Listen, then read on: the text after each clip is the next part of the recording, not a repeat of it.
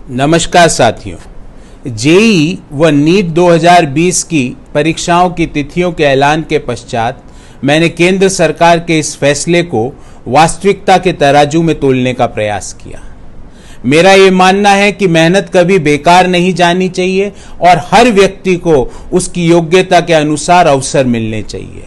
जब मैंने केंद्र सरकार के सितंबर 2020 में जेईई व नीट की परीक्षाओं के आयोजन कराने के फैसले का विश्लेषण किया, जब मैंने इस फैसले के लाभ, हानि और जोखिम का विश्लेषण किया, तो पाया कि अभी परीक्षा कराने में सिवाय हानि और जोखिम के अलावा कुछ नहीं है। और मैं ऐसा इसलिए कह रहा हूं क्योंकि इस कथन के पीछे मेरे 3 आधार हैं। मेरा पहला आधार यह है कि जब अप्रैल और मई महीने में इस परीक्षाओं को स्थगित करने का फैसला केंद्र सरकार ने लिया, क्या उस समय कोरोना की स्थिति ज्यादा विकराल थी देश में कि आज है? मेरा दूसरा आधार यह है कि क्या शिक्षा मंत्रालय ने, क्या केंद्र सरकार ने राज्य सरकारों को इस परीक्षा कराने की तत्परता के बारे में उनसे सलाह मशवरा किया? क्या उनको कॉन्फिडेंस में लिया? और मेरा तीसरा आधार है कि क्या शिक्षा मंत्रालय ने कोई और ऑल्टरनेट, कोई और ऑप्शन तलाशने का प्रयास भी किया?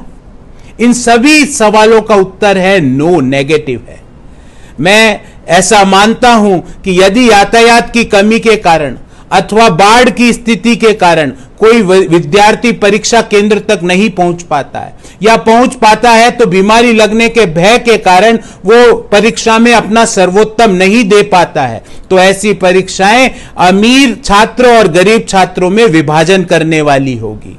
मैं सरकार से आग्रह करता हूं कि यह मैसेज नहीं जाना चाहिए कि इस प्रजातंत्र में छात्रों का आवाज का कोई मोल नहीं है। यह मैसेज नहीं जाना चाहिए कि छात्रों के हितों की रक्षा की जिम्मेवारी किसी की नहीं है, क्योंकि यह मैसेज गया तो यह प्रजातंत्र के लिए घातक होगा। इसलिए एक बार पुनः केंद्र सरकार से आग्रह करता हूं कि अपनी हठधर्मिता को छोड़कर छात्रों के मन की आवाज सुने और तुरंत प्रभाव से जेईई व नीट परीक्षाओं को सितंबर 2020 में कराने के फैसले को वापस लें। बहुत बहुत धन्यवाद। जय हिंद।